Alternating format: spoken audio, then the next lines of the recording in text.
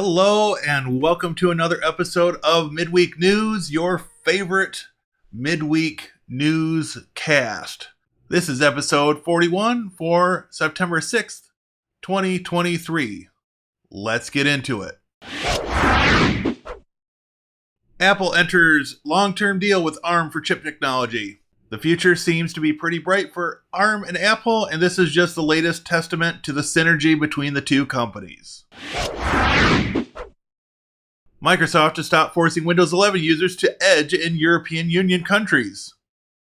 Changes are being rolled out and tested in recent builds of the OS. Unfortunately, only countries in the European Economic Area will see them. Apple will allegedly launch LowCost MacBook Series in 2024 to rival ChromeBooks. Apple has dabbled in the low-cost sector before, and they always end up exiting. Maybe they're just trying to burn off some of that cash they have. Microsoft will remove WordPad from Windows after 28 years.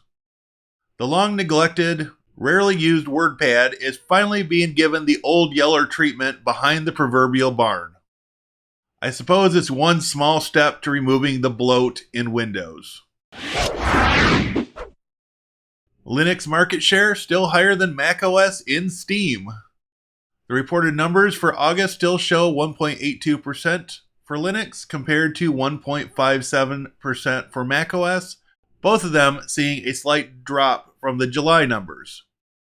I'm interested to see what will happen if Valve were to launch a second generation Steam Deck. Linux Lite 6.6 arrives with a new AI helper tool. Support for 22 new languages is now available.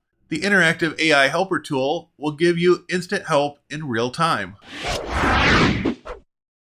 Tails, anonymous Linux OS renames Tails installer to Tails cloner. Tails 5.17 is based on Debian 12.1. The rename from installer to cloner was made because the Tails installer is no longer the preferred way of installing Tails on a flash drive. More printer drivers are now included in this release, and the persistent storage feature has also seen some improvements.